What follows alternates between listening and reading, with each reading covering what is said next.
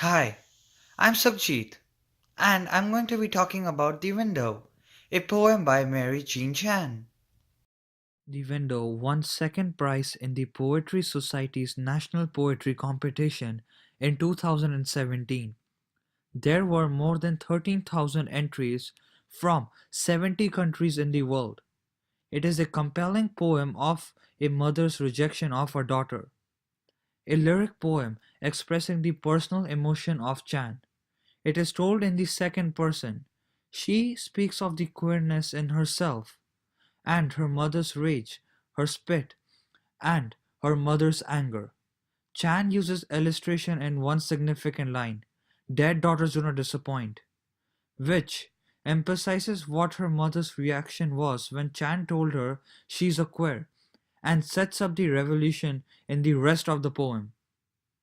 The images Chan uses are most effective, like an open window, and the hawk or sparrow, an encumbered body lets loose from its cage, contrasting with the heaviest of stones. There are also four examples of similes, the first using as in the genderless, as hawk or sparrow, and in the rest of the poem like in her tongue heaviest like the heaviest of stones, and anger like the sun, which is like love. Finally, there is the repetition of an open window, which makes the structure of the poem almost like an essay. The image of the open window appearing at the beginning and the end, like the introduction and the conclusion in an essay. The body of a poem builds from the mother's disappointment in her daughter to a hope that her mother might reconsider her relationship with Chan one day. Before moving on, it's worth considering the epigraph which is after Murray Howe. She is well respected and well known American poet writing poetry that appeals to women in particular. Howe sees her work as act of confession, conversation, prayer, all of which is profused in Chan's poem. In the window, Chan's confession is of being pure. Her conversation is with her mother and with the readers. And her prayer is that her mother reconsider at the slightest touch of grace. Howe's poetry has been described as luminous, intense, and eloquent, rooted in an abundant inner life. Also, her long, deep, breathtaking lines addresses the mysteries of flesh and spirits in the terms accessible only to a woman who is very much of our time and yet still in touch with the scarred. As Chan definitely writes in the similar style, it can be said that the window may also be considered intense and eloquent, rooted in an abundant inner life.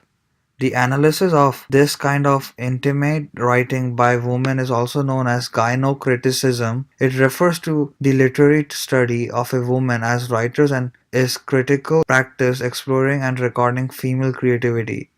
Essentially, gynocriticism attempts to understand women's writing as an fundamental part of female reality. For Chan, it is the relationship between mother and daughter that is trying to be understood as a part of Chan's female reality.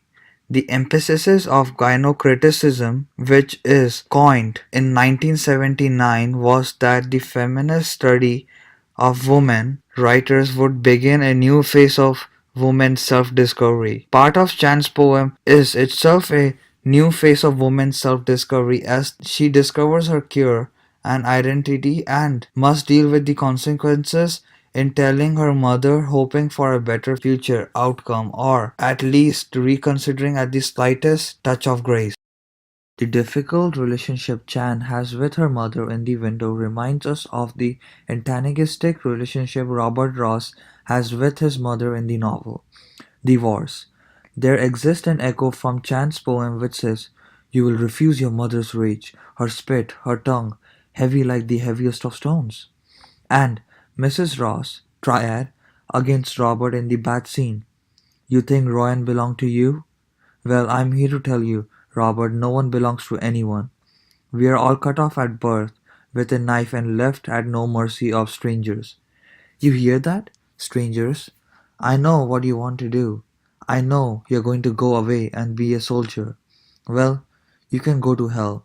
I'm not responsible. I am just another stranger. Birth I can give you, but life I cannot. I cannot keep anyone alive. Not anymore. While Chance Stone is helpful in the end, Mrs. Ross is shown to be more connected to her son than she lets on before.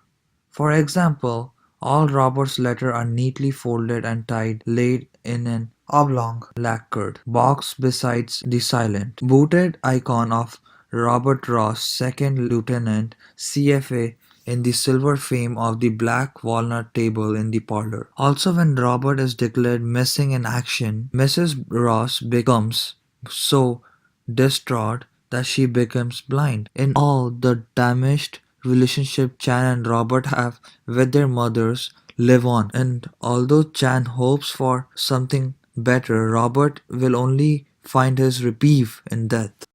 In summary, The Window is a heartfelt poem about the inner turmoil of Mary Jean Chan. We have looked at the literary devices used in the poem, how it is structured like an essay, the epigraph to Mary Howe, how the poem belongs to the feminist theory of gynocratism, and how the rejection of Mary Jean Chan by her mother is echoed in the characters of Mrs. Ross in The Wars. If only like the children in the story of X, Mary Jean Chan would be accepted for who she is and be mixed up and happy and free.